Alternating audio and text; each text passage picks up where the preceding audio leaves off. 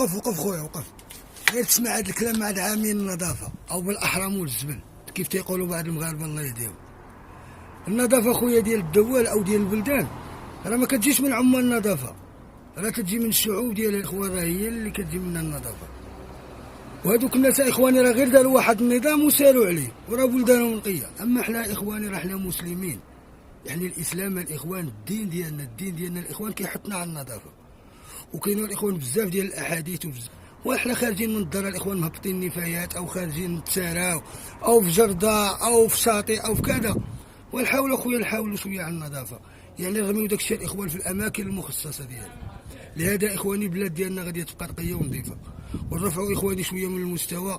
راه حنا اخواني داخلين في 2024. الله يكبر بكم يا اخواني الكرام. تحيه لكم وشكرا.